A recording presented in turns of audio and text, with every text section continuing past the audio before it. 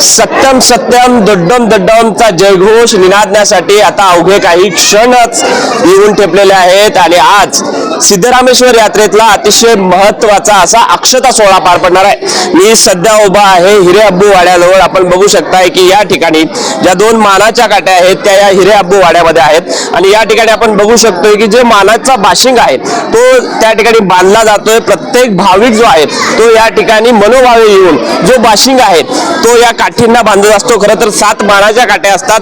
काल ज्या पद्धतीने तैलाभिषेक सोहळा झाला त्याच पद्धतीनं आज आपण जर बघितलं तर अक्षता सोहळा होतो।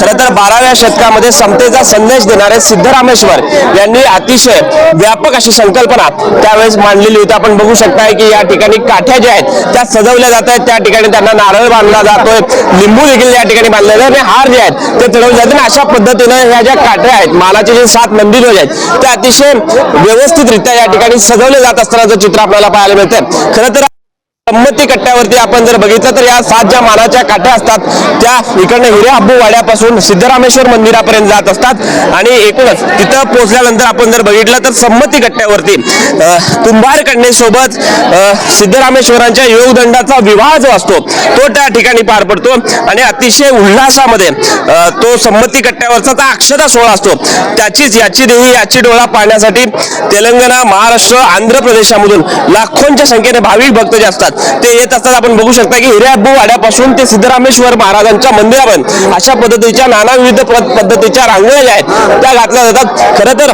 या संपूर्ण मिरवणुकीचं स्वरूप जर आपण बघितलं सुरुवातीला पंचरंगी ध्वज असतो आणि त्यानंतर आपण जर बघितलं तर भगवा ध्वज असतो, सिद्धरामेश्वर महाराजांची पालखी असते, मानकरी असतात, पुजारी असतात आणि त्यानंतर 7 नंदीध्वज असतात। अशा पद्धतीनं ही जी मिरवणूक आहे ती अतिशय उत्साहामध्ये आणि जल्लोषामध्ये या ठिकाणी पार पडत असताना चित्र आपल्याला पाहायला मिळतं। खरं तर शुभ्र धवल कपड्यामध्ये हे जे समतेचा संदेश जो सिद्धरामेश्वरांनी इसवी सन 12व्या शतकामध्ये दिला तो घेऊन जात असतानाचे हे पाईक जे आहेत ते अतिशय हर्ष उल्हासाने या संपूर्ण मिरवणुकीमध्ये सहभागी झाल्याचं चित्र आपल्याला एकूणच या ठिकाणी पाहायला मिळतंय।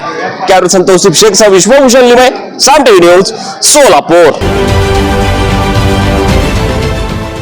देश विदेशातील प्रत्येक घडामोडींचे लाईव्ह अपडेट मिळवण्यासाठी आता साम टीव्हीच्या सर्व सोशल मीडिया प्लॅटफॉर्मला लाईक, फॉलो आणि सबस्क्राईब करा। तसंच सर्व नोटिफिकेशनसाठी बेल आयकॉन प्रेस करायला विसरू नका।